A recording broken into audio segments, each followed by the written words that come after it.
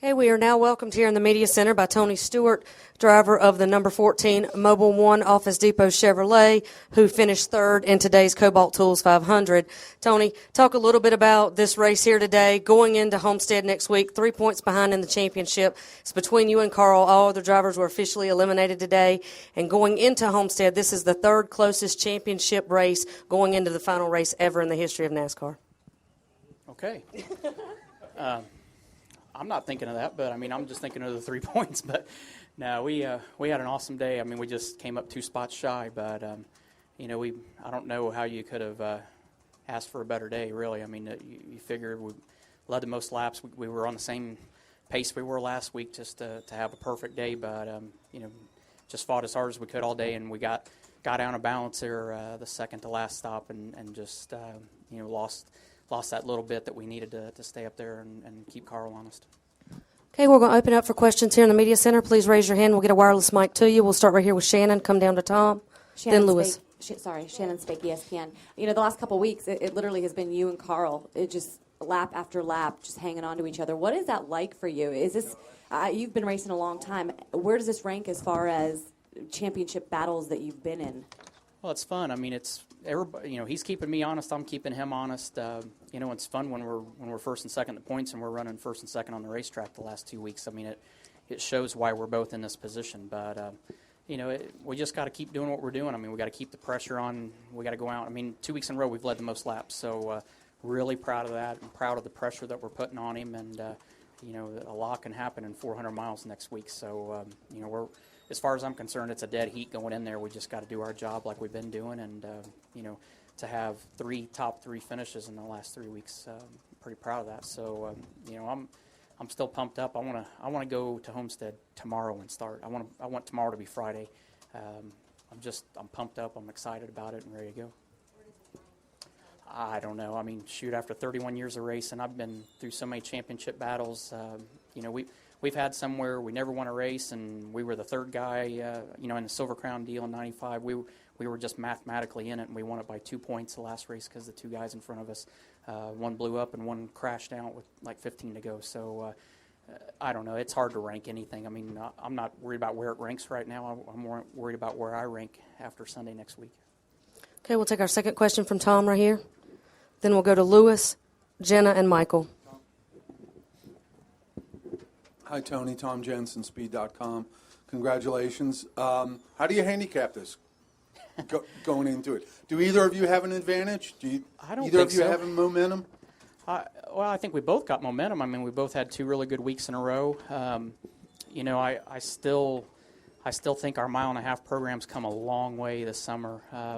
You look at how we ran at Chicago and Kentucky, Charlotte. Where we run Texas last week. We've been good on the mile-and-a-half, so I'm excited about it. I like Homestead. It's a place that we had a lot of success when it was flat, and we haven't got that win with at Bank, but I like the way that track races right now, so I'm pretty excited about it. I don't know where to handicap it. It doesn't matter to me. It's about getting 4 more points than he does, so that's all I care about. Go ahead, Lewis. Yeah, Lewis Frank Reuters. To borrow a phrase from last year, do you see any Jedi mind tricks in the next couple of days? I don't even see any Jedis. So, any verbal throwdowns? It doesn't matter. It's still going to matter what happens on the racetrack, so I don't think it really matters right now. Okay, next question from Jenna. Jennifer, AP. Tony, what will you do this week? Are you going to think about racing, or are you going to try to get away from it? I've got a busy week. We've got, Office Depot's headquarters are in Florida, so we've got a store appearance on Tuesday. We're going down to Office Depot's campus in Boca Raton on Wednesday. So we're going to have a pretty busy week, but that's kind of what I like. I'm better off being busy this week and going down to Florida early and getting ready. Okay, well, now welcomed by Carl Edwards, driver of the number 99 Aflac Ford, who finished second in today's Cobalt Tools 500. Carl, if you would, just give us an opening statement. Going into Homestead, Tony's 3 points behind you. You're the only 2 left in contention. Everyone else was officially eliminated today. And as I told Tony, you're the third closest championship battle going into Homestead in NASCAR history. That's cool. Couldn't ask for anything more. It's going to be fun. And it's neat to be able to go to Homestead and race it out. I'm sure these guys are going to be good down there. They're fast on the mile-and-a-halves, and I love that place. So, just proud of my guys today. They did a great job on pit road.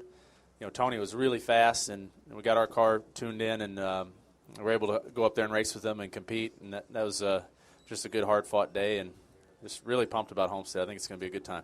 Okay, we'll take a question here from Michael, then we'll go downstairs and then upstairs for questions and come back. Michael Knight, Arizona Republic, for both Tony and Carl, please. I'll let him have it. For both Tony and Carl, please. After all of the pre-race talk about and speculation about how the track would race, what are your thoughts on how the race actually did unfold, and how the track did? And also, Tony, could you comment on your ability to pass on the outside line on restarts? I mean, I think a bunch of the credit has to go to Randy LaJoy,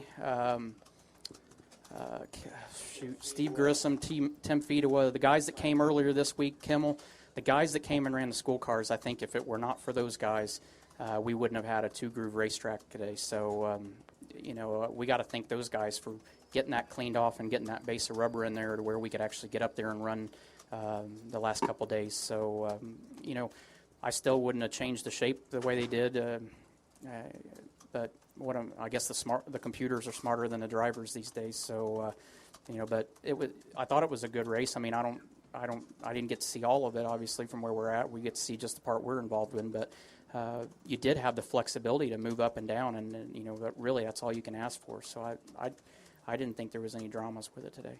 Were you surprised you were able to pass on the outside on those restarts? Yes and no. I mean, our car was a little loose on restarts, but it just seemed like we were actually better on the outside than we were on the inside. So, once the groove moved up and once they got rubber up there, I don't think it was a reason to be surprised. I mean, the racetrack was wide enough that you could run too wide then. Carl, could you comment on the track, please?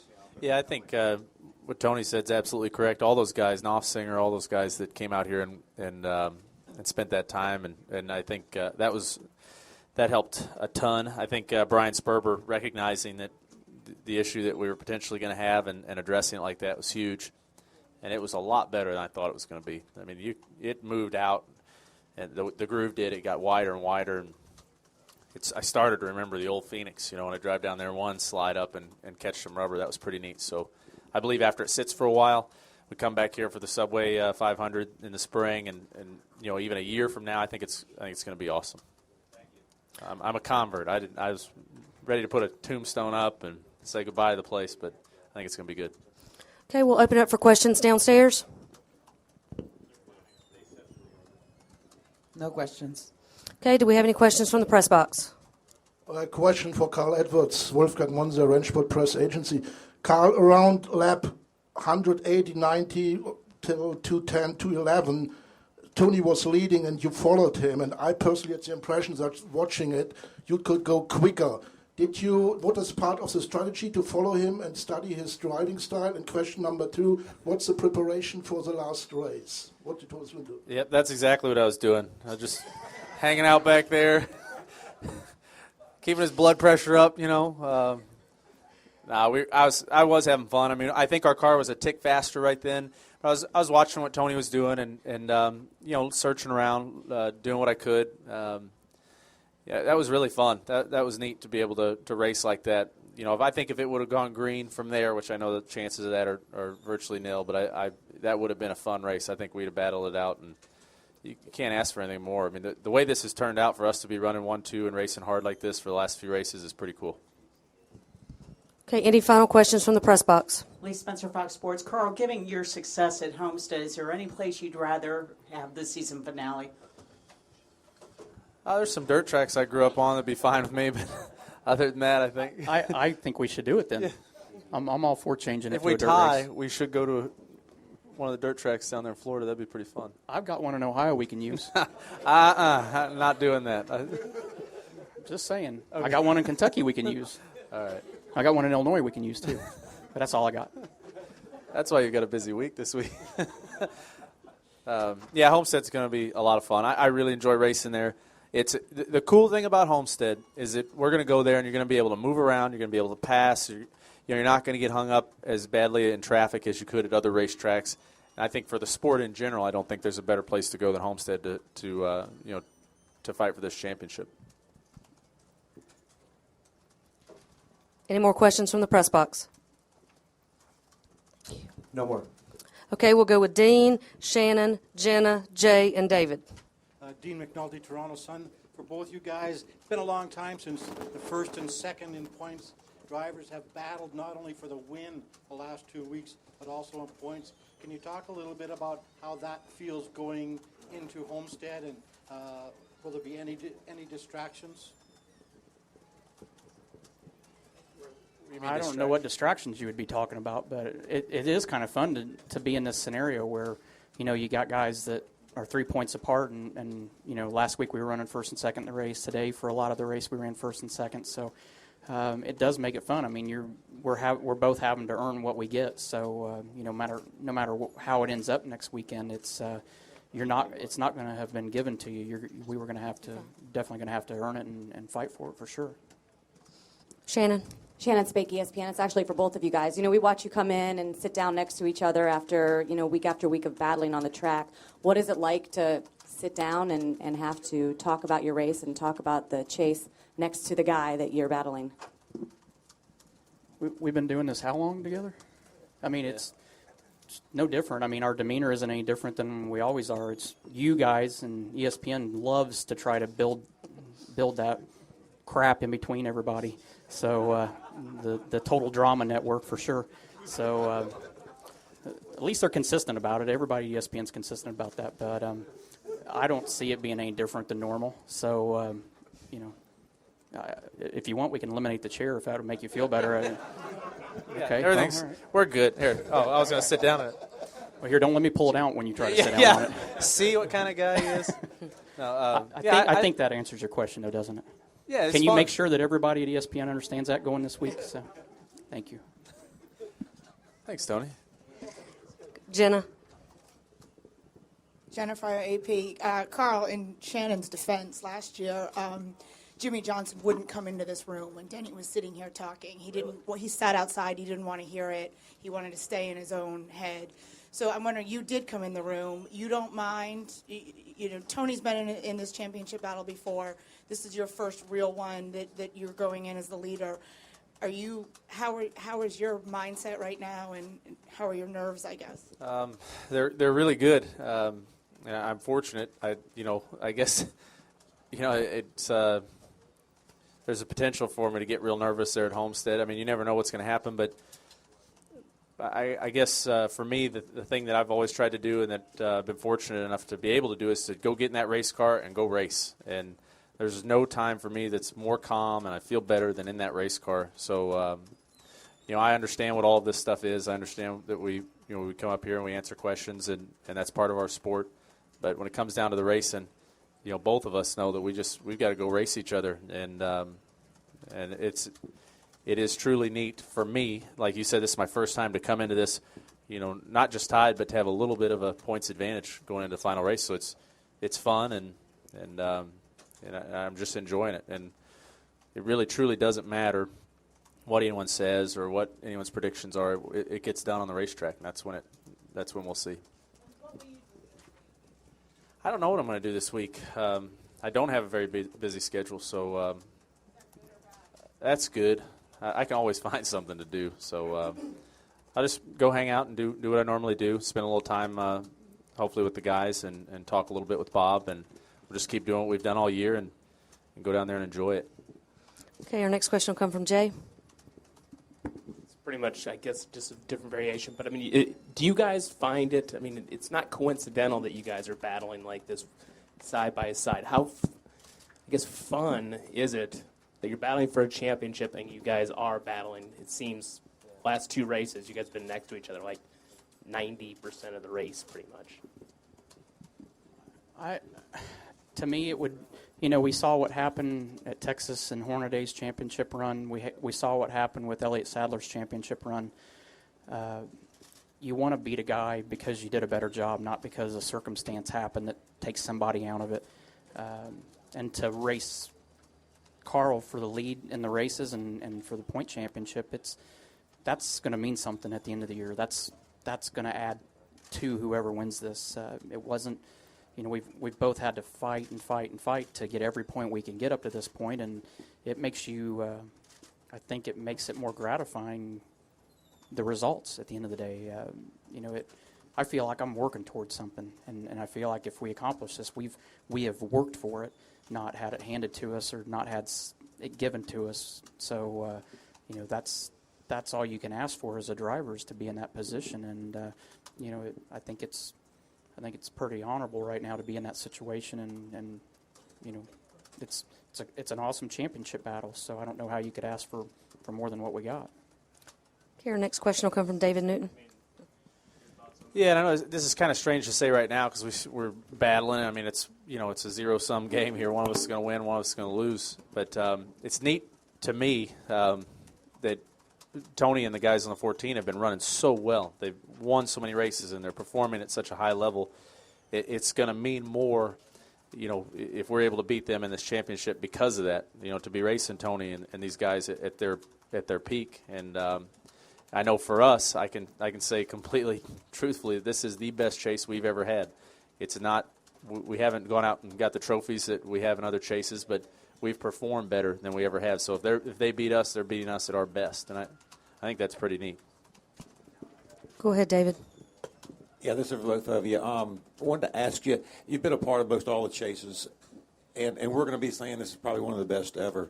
Do you guys, how would you rate it? I mean, just from being on the inside looking at it, I mean, the closeness, 1-2 battling, is this the best ever? It's the best points battle I've been a part of at this level, so it's fun for me. And I still don't understand why we're both running so good. It's pretty neat that it seems like subconsciously we're able to just both dig down and our teams are able to give us what we need, and everybody's just been performing at a high level. So it's been neat that this battle's brought out the best in us.